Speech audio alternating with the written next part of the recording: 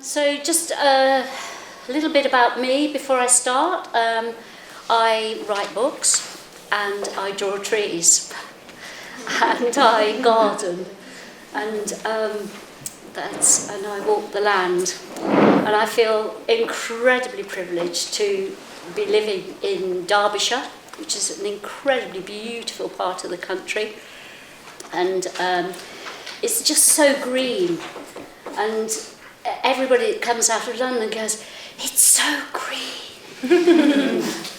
And so what else do I do? I've got a bit of notes here. I don't often do talks, so this is well out of my comfort zone, so I hope you'll forgive little notes that I keep looking down and checking in on.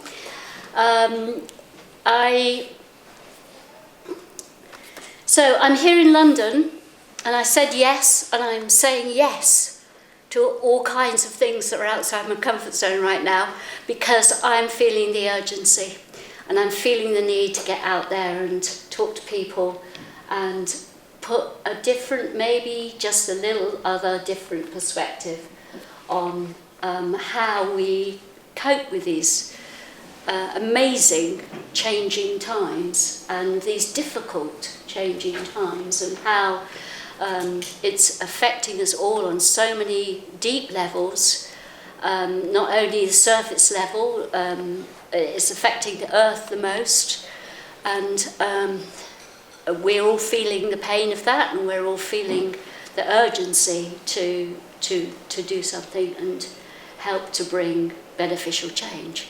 So I'm out off my hillside, out of my comfort zone, but I'm doing it anyway. Feel the fear, doing it anyway. That's another of my, I love it as a maxim.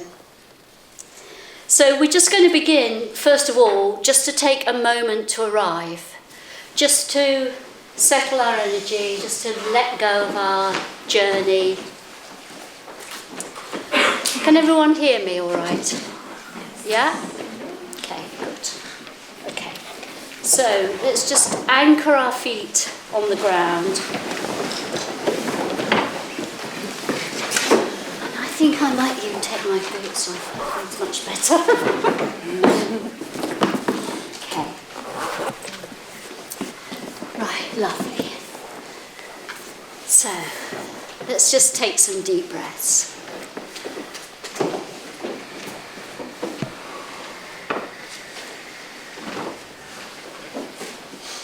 Feeling your breath flow, rhythm.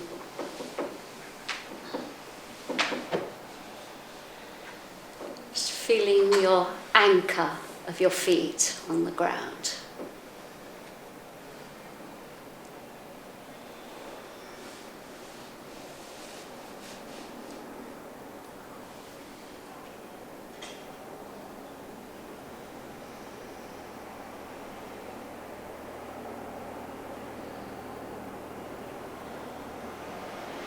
Feeling yourself fully present in your body.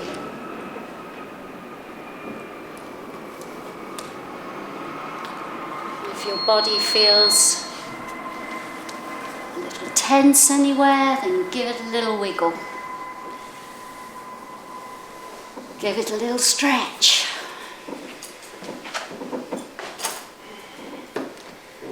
Do what you need to do.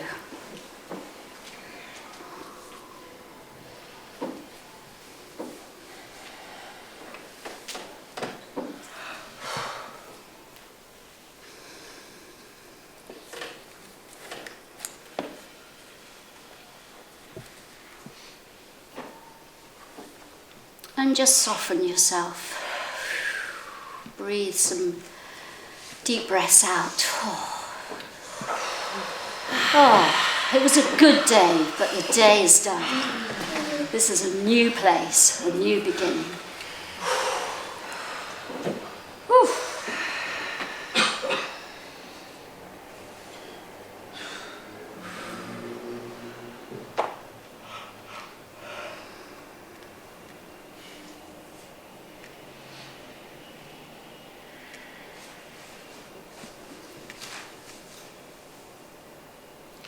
Bring into your awareness that beautiful, beautiful image we all have in our minds of the earth from space.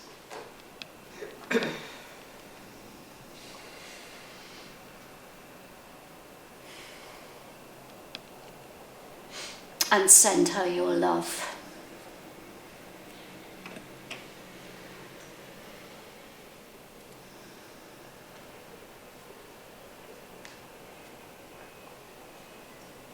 And send her your allegiance and your power.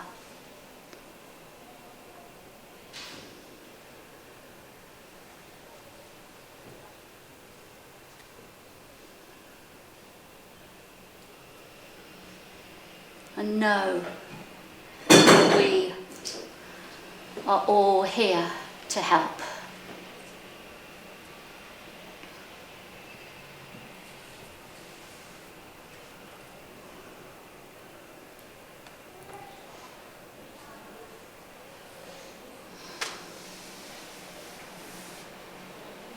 And bring into your mind's eye someone you love. First person, animal, whatever comes into your mind. And send them your love.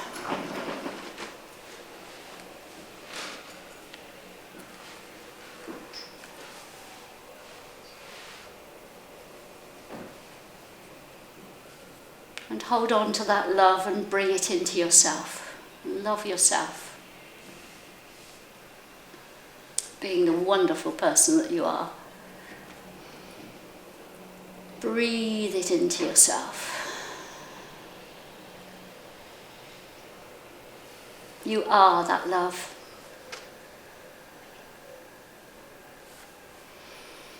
And all is one.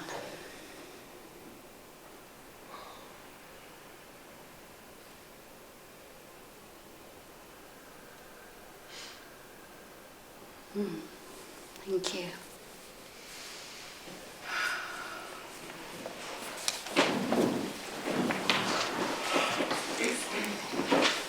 A little shift in consciousness. It's so easy. We were born for it.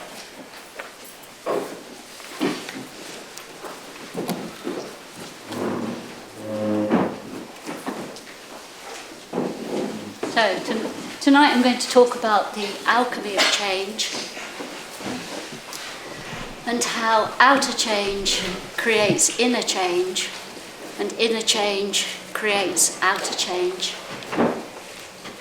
as all things are connected. And we do nothing in isolation. And every thought we have, every feeling we have, everything we say, everything we do has power. And as we've done in that little shift in consciousness there, we have power. We have power to change what happens next. And I think that's very exciting. And we have to grasp it with both hands. We have to remember. And I think that's part of the trick, is how do we remember to remember that we're very powerful? So I want to talk a little bit about that tonight. And there's no doubt that we are living in extraordinary times. And some of the things that are happening make our hearts soar. And some of the things that are happening break our hearts. And we're in a great time of transition, a time between the old ways, the old separation consciousness that kept us separate from the earth, separate from each other. And we're moving into a new time where we are conscious that everything is connected, that everything on the earth is connected. We're beginning to see it in the physical. We're beginning to understand the great interconnectedness of nature and the great harm that we've done collectively, as a race, to nature by assuming that we're the most superior and assuming that nature isn't sentient and assuming that we don't have an energetic connection with everything. So somehow we've got ourselves disconnected energetically. Now, I don't suppose anyone in this room is disconnected energetically, because we're all working towards refinding that connection. And I would say that we never lost our energetic connections. It's just that we were kind of trained to see them as just our imaginations. That's, a big one I was given a lot of. Oh, it's just your imagination, or being fanciful, or being silly. All those things, dismissive of the fact that we are hugely energetic beings.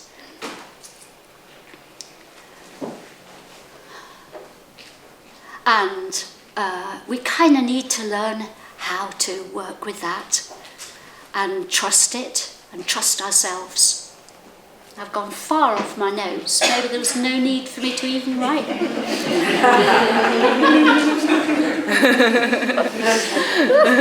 Okay.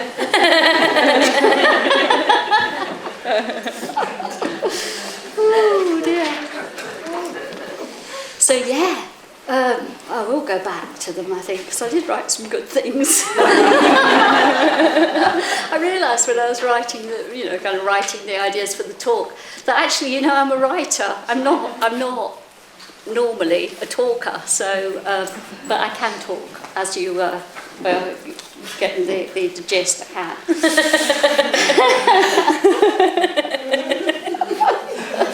Anyway, stepping out of our old separation consciousness. So, yes, we are part of everything. We're part of the earth. We are the earth. We're from the earth. We are, every breath is of the air, is part of the air. We're circulating and breathing all the airs of the earth. Our very blood is the waters of the land.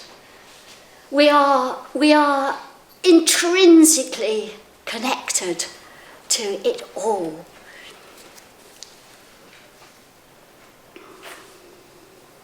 Yeah. So, yeah. I don't know where I am in this talk now. Okay. And this changes everything. Right, let's start again. This changes everything. And it does change everything. Because as soon as we realise that we're part of everything, then we have to be, we're part of it.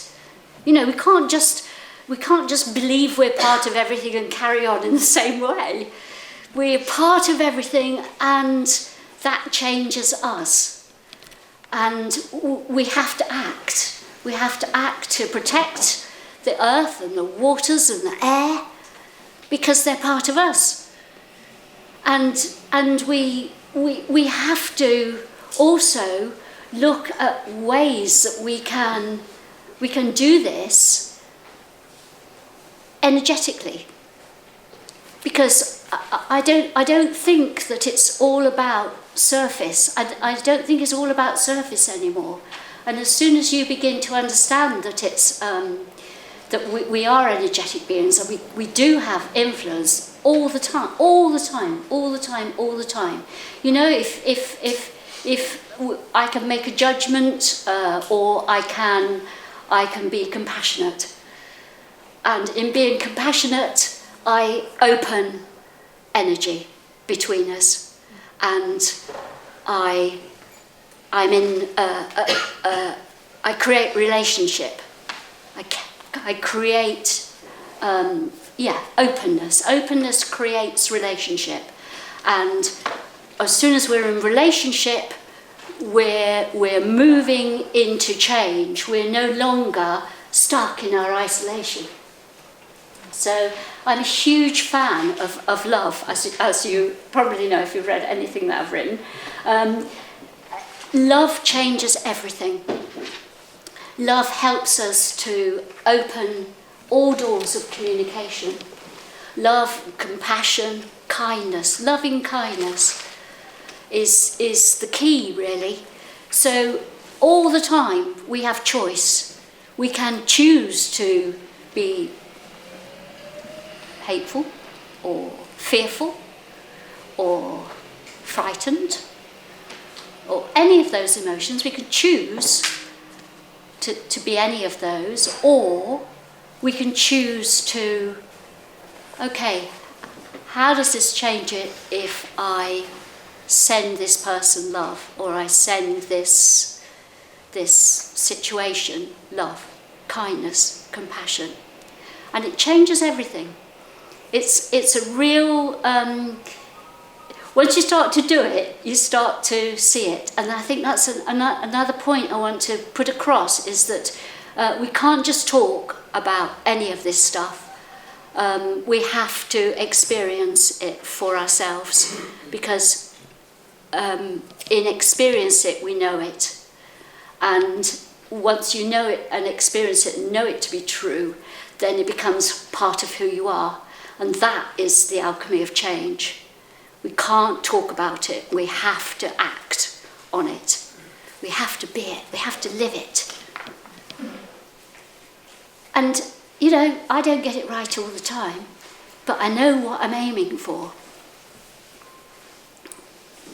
And it's loving kindness, quite simply, really. Yeah. Sorry.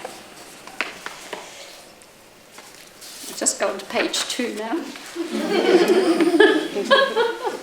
Oh yes, and once I just pick out an odd line. Once you've made the shift into holistic consciousness of everything being connected, of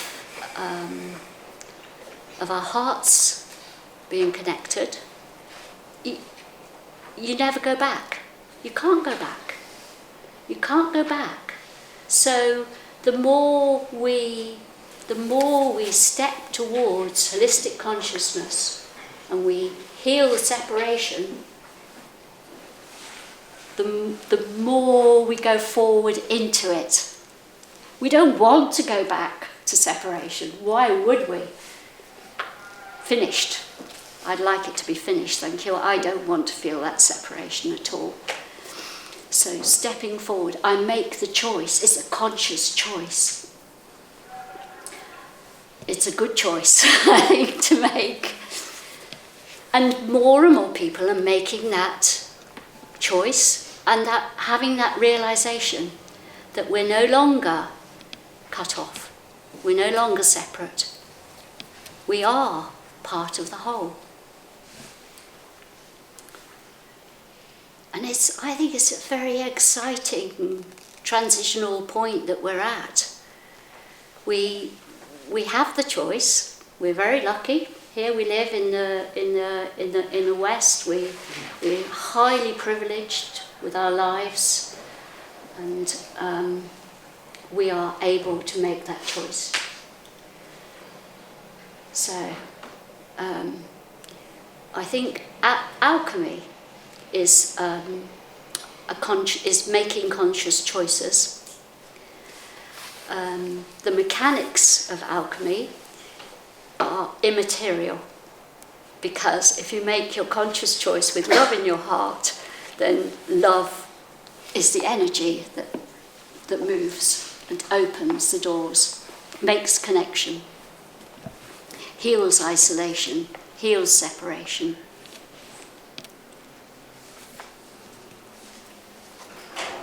So our shifting consciousness is outer as well as inner. We have to have both.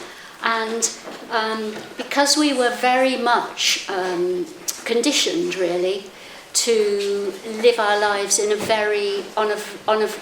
our minds, very surface with our minds being the key to everything.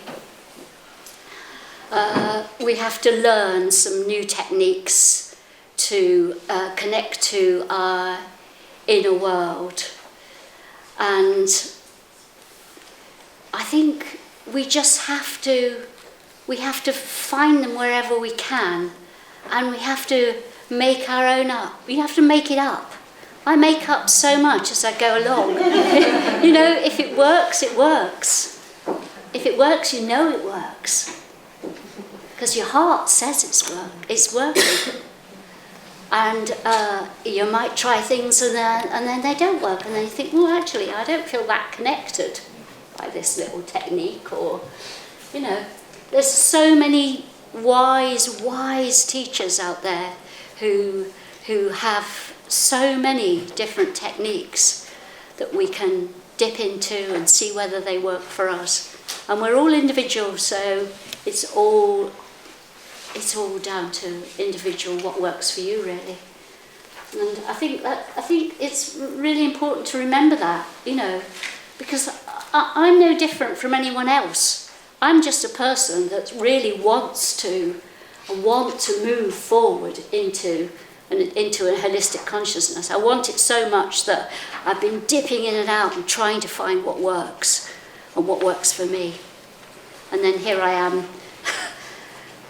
am sitting in a room full of people and having written books, and I'm not quite sure how all that happened, but it did.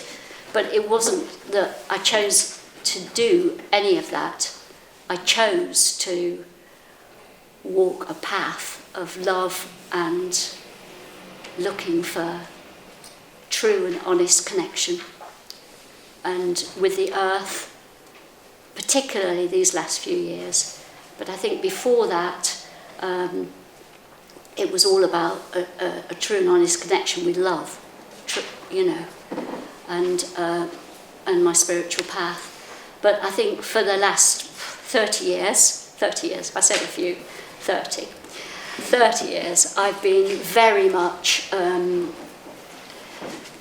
exploring my relationship with the earth. And so 30 years ago,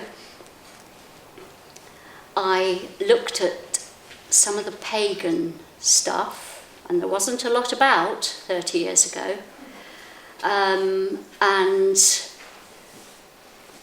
I loved the 8 Celtic festivals. I absolutely adored the fact that each festival, each of those 8 points on the wheel of the year, 8 points connecting to our journey around the sun, each point connecting to a season and a shift in season. And each point was also a way of me connecting in to the earth. And 30 years ago, I did not have that consciousness of being able to say, which I can say now, that each of those points in the year is a point in the Earth's journey that's also my yearly journey. And I didn't really fully understand that in the beginning, but I know it now, that I am the Earth. I am of the Earth. I am with the Earth. And right now, for example, spring. What a beautiful, beautiful spring it is as well. It's just, the last few days have just been, everything has just been bursting forth. And I feel a bit like that too. I am part of this spring energy. We're all part of this spring energy. We're coming out of our winter. You know, well, maybe here in London, maybe you don't hibernate quite the same. But we do slow down. Things are different. We stay indoors more. And now we're coming out and feeling the sun on our faces. Phew, really good. So, yeah, I wanted to talk a little bit about the Earth cycles. And and how that impacts on us. And I just wanted to have that vision of our journey around the sun. And so just for those that aren't so steeped in it as I am, so in the northern hemisphere we have the north-south, we have a grand cross. And the old symbol for the earth was a cross, an equilateral cross, and a circle around it. And that's an ancient symbol found on stones, carved into stones. And so that cross, that axis of winter solstice, summer solstice, that's the north-south axis. Winter solstice, shortest day, longest night. This is northern hemisphere. Shortest day, longest night. Summer solstice, longest day, shortest night. And the other axis is the two equinoxes, day and night equal. Dawn is at 6 o'clock at the moment. Sunset is at 6 o'clock. So day and night are equal, and that happens twice a year. And here we are, we're just a few days off the equinox. And these are fixed points. And in between, the cross quarters are these festivals that were celebrated in our long distant past. We have in bulk between winter solstice and spring equinox. Actually, I'm doing it the wrong way round for you. I can't do it. We've got Beltane, and then we've got Lammas between summer solstice and the equinox again, autumn equinox, and then another one between autumn equinox, Samhain, between autumn equinox and winter solstice. And each one of those cross-quarter festivals is a place of transition. So the energy there is like the season has reached its height, and it's kind of spilling over into the next phase.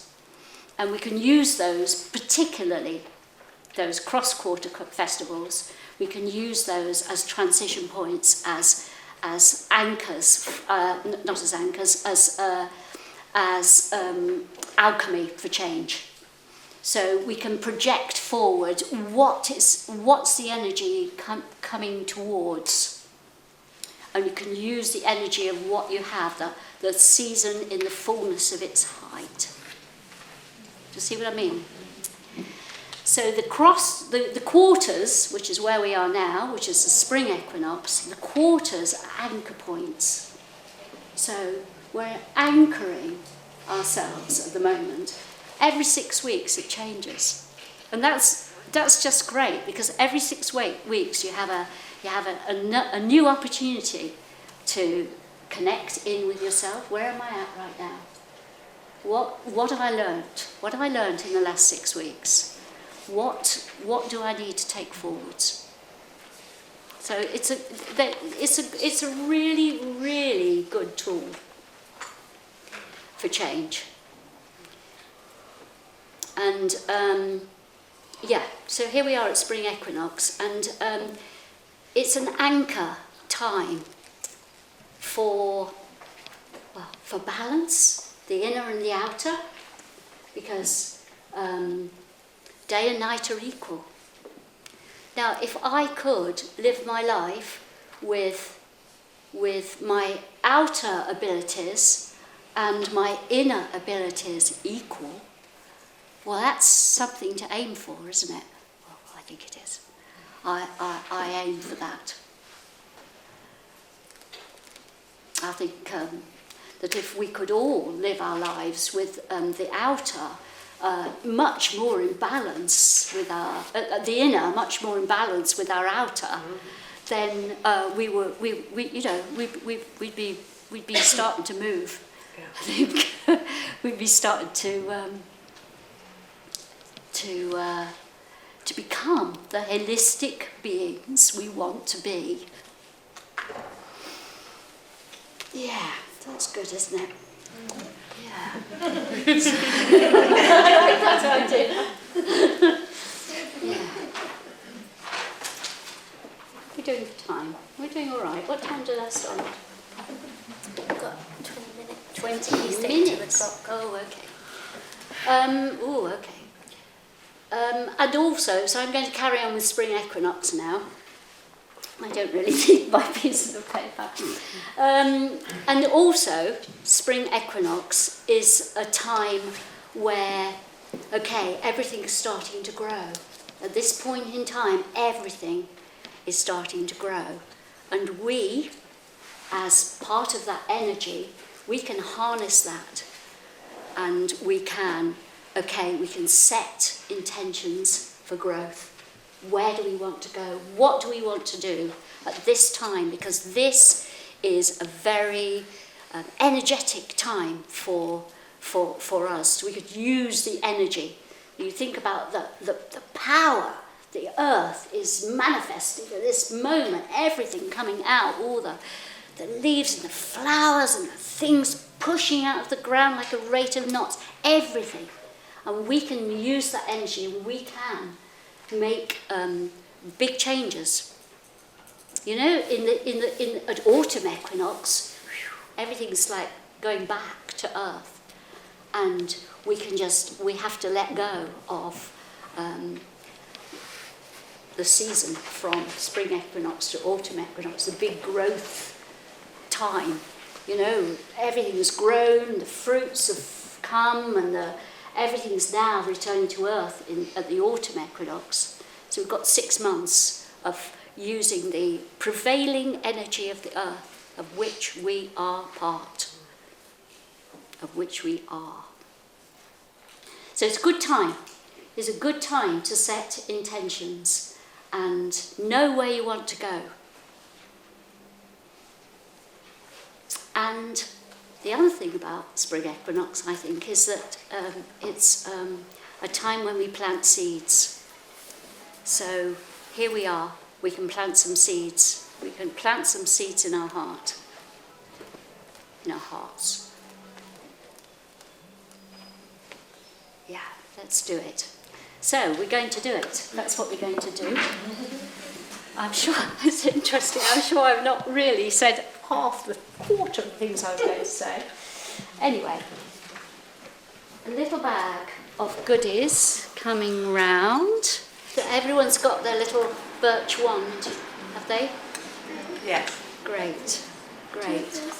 So I've just written this new book called Walking with Trees. And I've been 3 years walking with the trees. The trees around where I live. And really, really getting to understand them at an energetic level, because that's what I wanted to do. It's no good talking about trees if you don't experience them. So 3 years before that, I wrote the other book, which was Letting in the Wild Edges, which was my journey with my wild garden, and coming to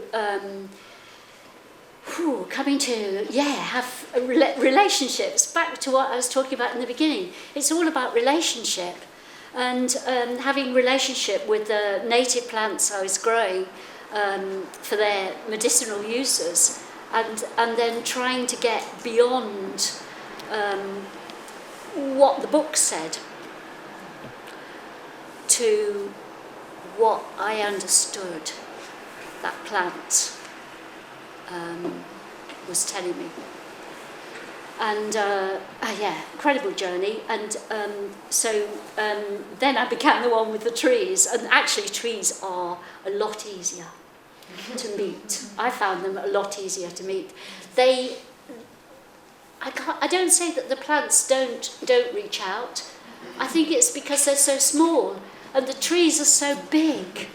And you just look up to them, don't you? You just go, oh, you are so incredible and so beautiful. Then that's the easy starting point then, isn't it? You know.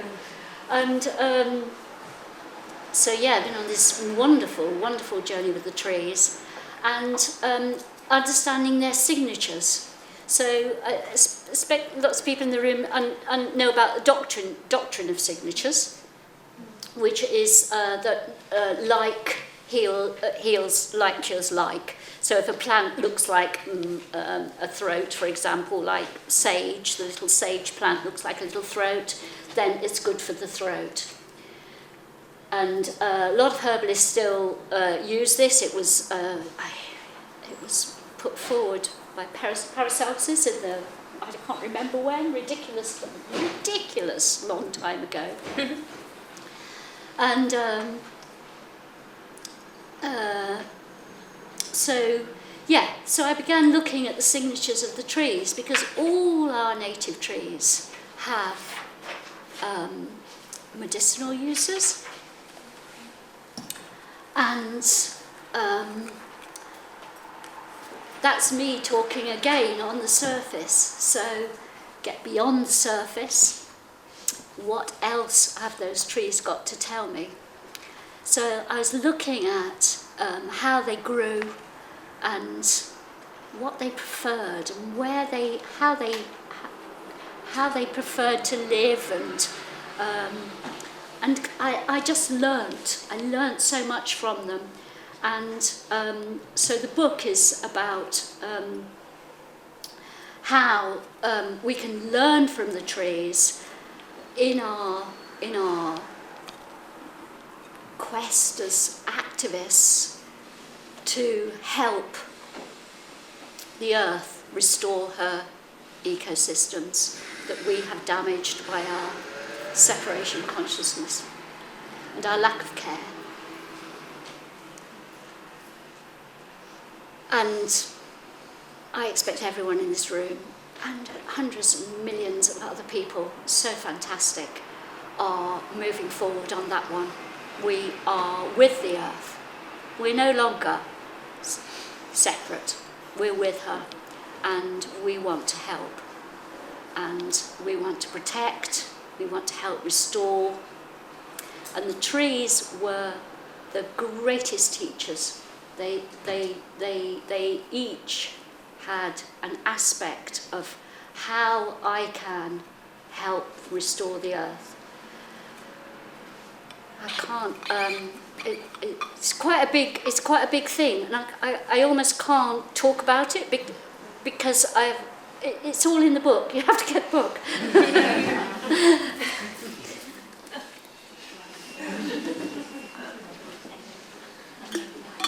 But anyway, silver birch. Back to silver birch. So we all have a little piece of silver birch.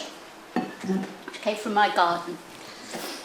And the birch, remarkable tree, absolutely remarkable tree. It's a tiny little tree, isn't it? It's not very big. It has a lifespan much the same as ours, 70, 80, 90 at the most years. And yet, it's the first tree to move into new ground. So if you leave a piece of ground unattended, the birch will arrive. And it was the forerunner as the ice retreated after the last ice age. As the ice retreated, the birch moved in. First tree, always the first tree. And after the birch moves in, other trees move in as well, because the birch drops its leaves and makes the ground more hospitable for the other trees to move in. So it's a great pioneer. Boldness. The birch has boldness. So that's one quality. Boldness. Boldness to begin. Be a pioneer. Be bold. That's what the birch says. I am. I do. I might not be a very big tree. I might only live for a small amount of time. But When I begin, a forest grows. Where I grow, a forest grows. So the birch, after 60, 70 years or so, will die back. But the other trees that are growing beneath it will come on and create the forest, long-lived, the more long-lived trees like oak and beech and rowan, they'll create the forest. But the birch begins the forest. And I think it's a great analogy for us. You know, we have to step out, step forward, be bold, begin. Whatever you do, begin it now. No time to waste. So, birch signifies new beginnings, being a pioneer, and this lovely aspect of nurturing, because it's very light. Its very leaves are very, very light, so other trees can start to grow underneath it. And then when it dies after just a short life, when it dies, it lies on the forest floor and provides more nutrients for the trees that are coming along. So it's a great giver. It's called a nurse tree because it nurses the other trees along. And for me also, that's part of supporting other people. We don't all have to be great leaders. We don't all have to be the ones that start things. We can also support other people who start things and help them. Every movement and every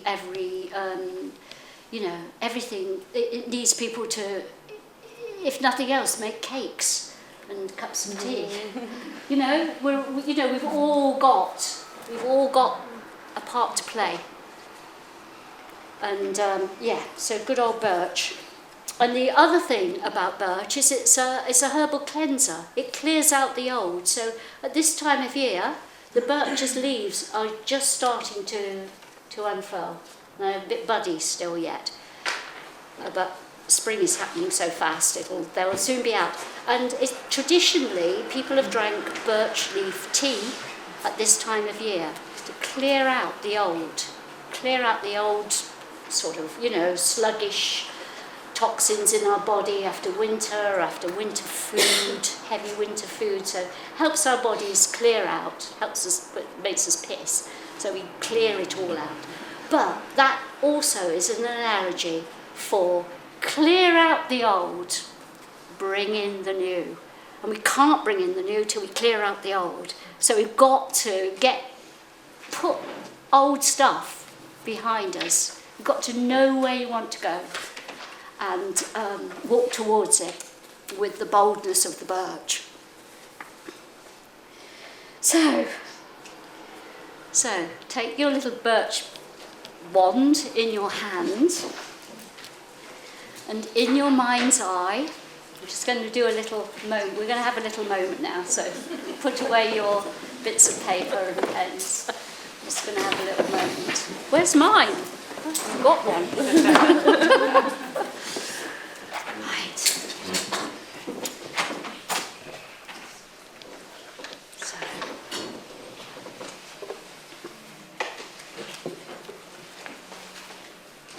So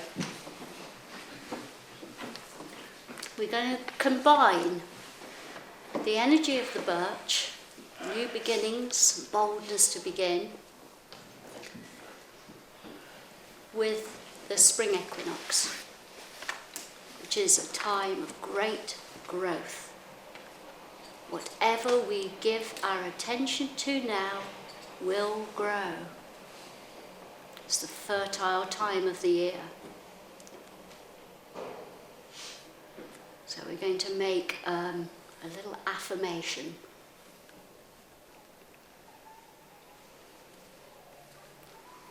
So we're going to plant a new seed. We're going to plant a new seed in your heart.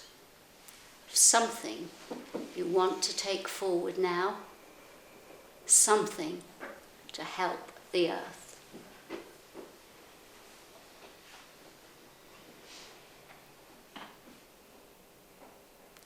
Let's bring it into your heart.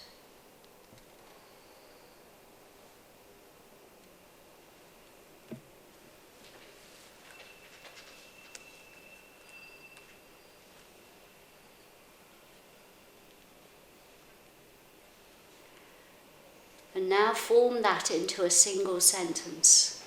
My intention is to. My intention is to.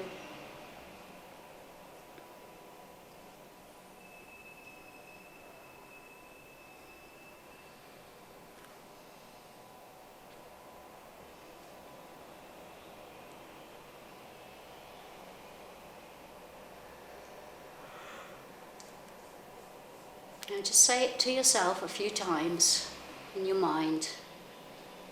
My intention is to.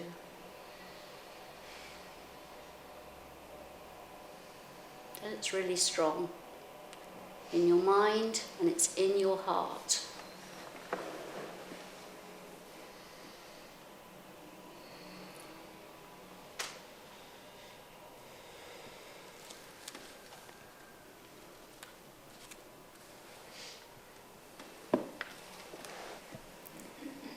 So now we're all going to stand up with our wands, if standing is okay for you. We're going to stand up with our wand in our hand. We're going to raise our arms with our hand. And then we're all going to say at the same time, my intention is to. And you say what your intention is, okay? Because saying it gives it power. Okay. So 1, 2, 3. My intention is to get out into the world and give more talks and talk to Walker. Blessed be. Blessed be.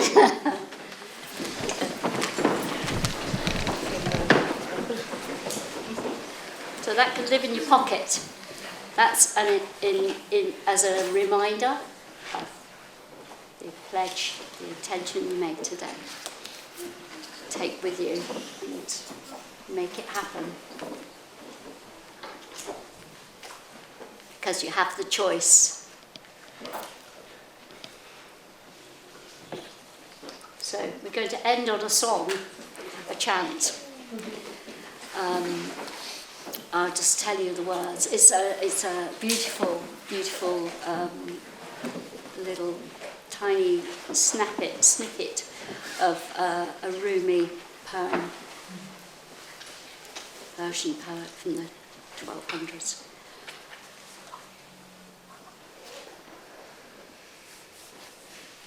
Let the beauty we love be what we do. There are hundreds of ways to kneel and kiss the ground. Let the beauty we love be what we do. There are hundreds of ways to kneel and kiss the ground. Let the beauty we love be what we do. There are hundreds of ways to kneel and kiss the ground. Let the beauty we love be what we do. There are hundreds of ways to kneel and kiss the ground. Let the beauty we love be what we do. There are hundreds of ways to kneel and kiss the ground. Let the beauty we love be what we do. There are hundreds of ways to kneel and kiss the ground. Let the beauty we love be what we do. There are hundreds of ways to kneel and kiss the ground. Beautiful, eh? And that's the key. The key is let the beauty you love be what you do. And that's the key. And then you don't get so burnt out, you don't get so exhausted because you're doing what you love. So anyway, let's sing it. I'll sing one line, you sing to learn the tune. And then we'll sing it all together, the tune, as we've learnt it. And then what I'm going to ask you to do is just a free flow. You know, if you're good at harmonies, then and a harmony comes, and sing a harmony. And it doesn't matter if people are singing all sorts of different harmonies, it doesn't matter. And if someone near to you sings a harmony and you like it, then join them. Don't leave them isolated, seeing their harmony. No, join them, make it happen. So we co-create as we, co-creation, again, is the key, isn't it? It's all joining together and doing things together without the barriers, without the separation. And, if singing's not your comfort zone, well, join in anyway, because people have been singing together forever, and it's a really good thing. Hearts open and hearts join, and it's just a lovely thing to do. And it doesn't matter if you can't sing. Doesn't matter at all. It's the doing and the joining.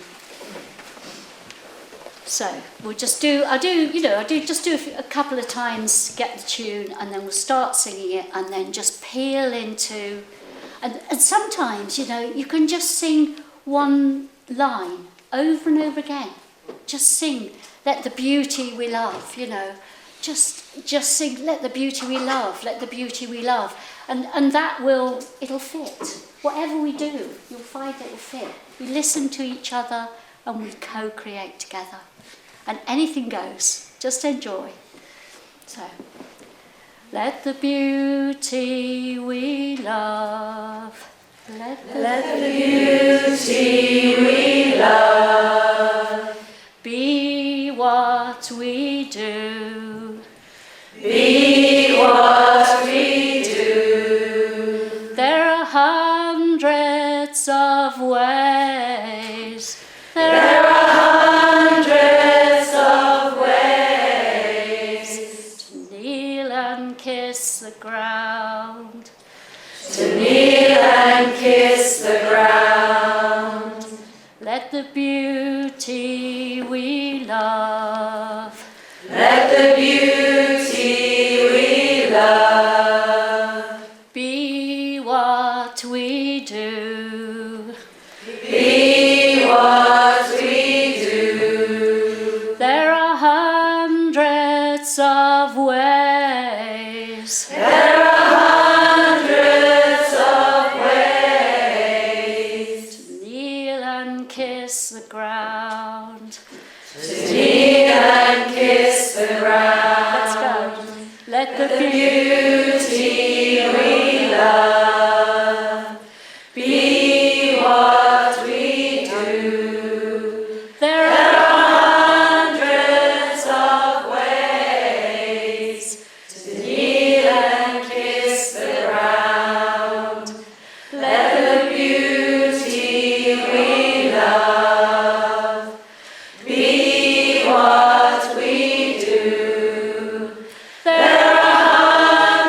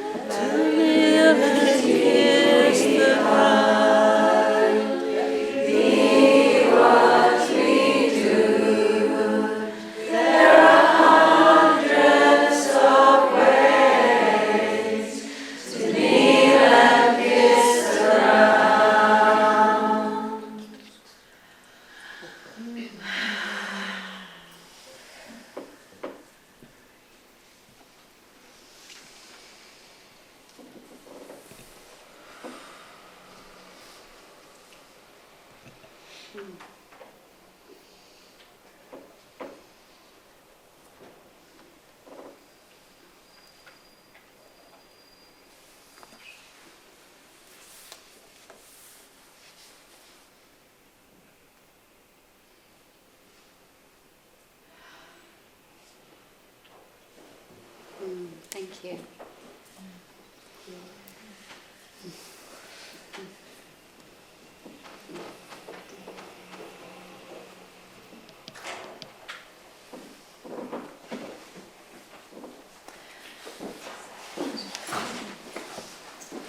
Thank you, Glennie.